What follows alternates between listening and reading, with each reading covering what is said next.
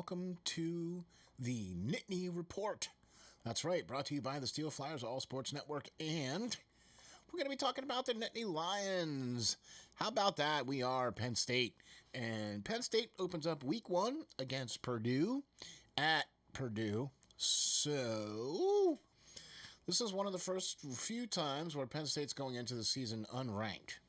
And I think that's a good thing for Penn State because it kind of relieves the pressure a little bit, I think, on Penn State because, you know, when you're ranked and then you have to keep winning and they are going to play some ranked teams. If you check out the SteelFlyers podcast, you'll be able to hear a little breakdown of the Penn State schedule. So here we are, week 1 against the Purdue Boilermakers, and as you can see, they did win 35-31, but it was a nice drive at the end, 80-yard play, 80-yard drive, 10-yard play, nice little 11-yard play to win the game, touchdown to win the game. Sean Clifford had a pretty good game. Look, this game started off pretty slow, okay?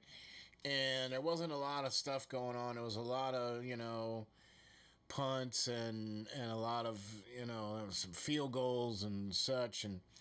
And then close towards the end of the half, the first touchdown pass from Sean Clifford was a really nice play, 20 yards to Mitchell Tinsley, number 5, and broke some tackles, played good. It was really nice. That was like kind of at the start of the second. That's kind of where it broke open a little bit. You know what I mean? And you started seeing some scoring here from both sides. Let's put this out here, okay? The score is 35-31 because this game was Purdue, I believe, they had more first downs. Their time of possession was a little less. They had one fumble, but then they also had an interception. So, and their quarterback, they had 58 attempts for his quarterback, and their quarterback did pretty darn tootin' well as well, getting quite a few yards and things of that nature. They weren't able to run against Penn State, so Penn State's still quite stout on defense, holding Purdue to just 70 yards on rushing. However, they did give up a total of 426 yards. The rest of those 326 yards, I think it is the passing yards, or 358 yards, is the passing yards for them. So, you're going to have to work on that. Joey Porter Jr. needs to get locked in. He had some good plays, but needs to get locked in.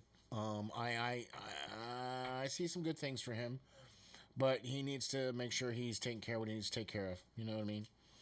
So, the scoring was pretty good. It was back and forth game then after that. Once that touchdown to Tinsley, that pretty much opened it up. You know what I mean? The next one was PSU up 14-10 on Purdue, and Sean Clifford rolls out for his second touchdown pass and is able to connect to number 86, Brandon Strange, and he rumbles and stumbles all the way down for a touchdown. Hey, all right. Penn State kicking butt on that one. That was a great play, and gets down to the end zone on that one. And so Penn State taking the lead on that. They scored 3 touchdowns in the second to Purdue's 1 touchdown, but Purdue kicked the field goal in the first. So at the end of the half, Penn State was up, 21-10. So that's all right, rolling along pretty good. Come out in the third, and Purdue blanks Penn State in the third, and they put up 2 touchdowns. So that made it tough, you know what I mean? And I'm going to say this. Clifford had a pretty good game, 20 of 37 for 282 yards and 4 touchdowns and 1 pick. Unfortunately, that was a pick 6. And there was some great blocking on that play for Purdue to get that pick 6. So, yeah, that was a tough beat down on that one. Purdue did really well with some time left in the third, very little time left in the third. And Charlie Jones, number 15 from O'Connell, gets a great pass, and Purdue takes the lead to go up. They were down 17-21, and they take the lead on that one. You know what I mean? And then down 21-24, Sean Clifford comes right back. Number 5, Keandre Lambert-Smith with the touchdown catch. So, like I said, their offense looked really good. Their offensive line started a little slow. I am going to be excited to see how the rushing goes, especially with Nick Singleton, pretty highly touted, running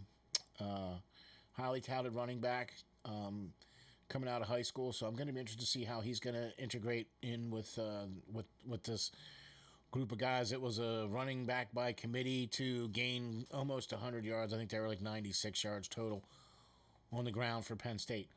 So there you go. Penn State was able to stymie the comeback or the hold off or whatever you want to call it from Purdue, because Purdue was up 31. And then Penn State was able to take the last drive of the game, march down the field 80 yards, 10 plays, score the touchdown to win 35-31.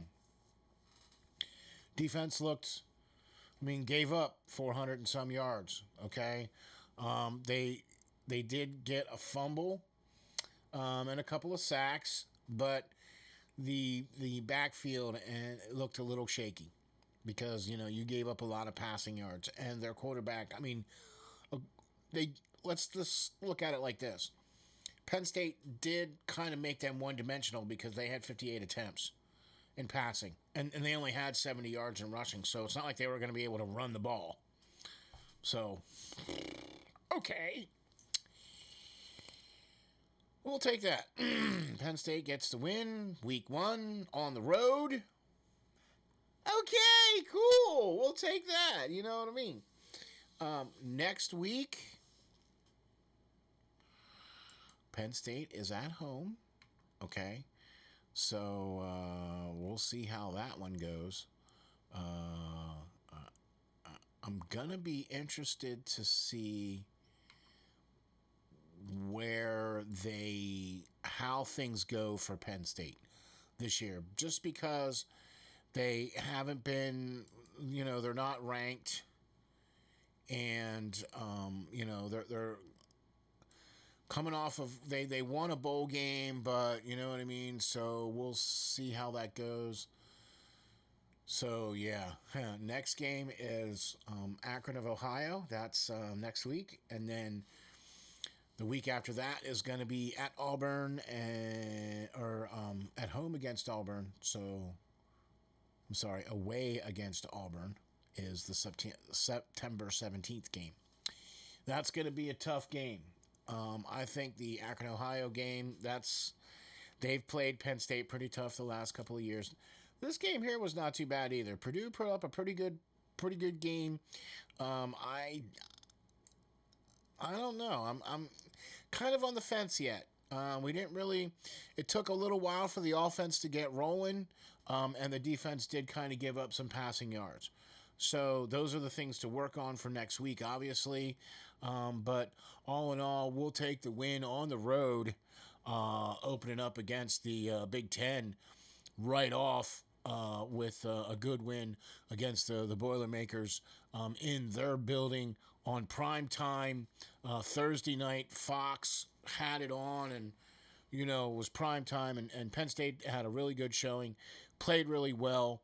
The only little mark would be that pick six. Other than that, I thought Penn State played really well, and their defense kind of gave up a little bit on the passing side, which allowed Purdue to put up 31 points because they weren't running the ball, that's for sure. So Penn State has pretty good defense on the run, not so good on the passing.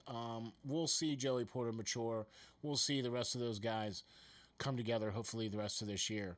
So let me know what you guys think. This is the first time we're going to do this, and we'll do this after each game, after each Penn State game.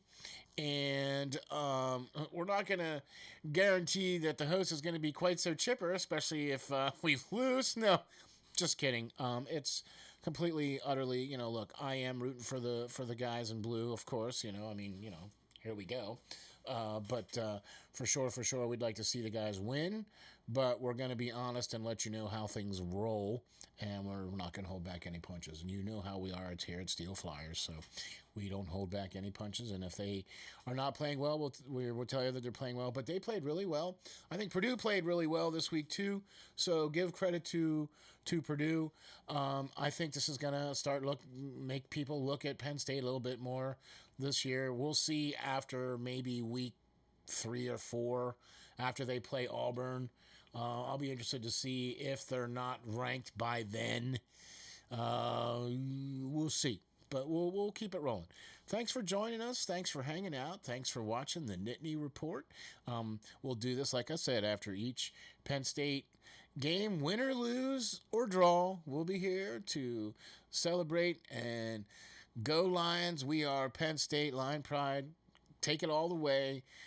Keep it rolling. We'll talk to you all soon on the Nittany Report.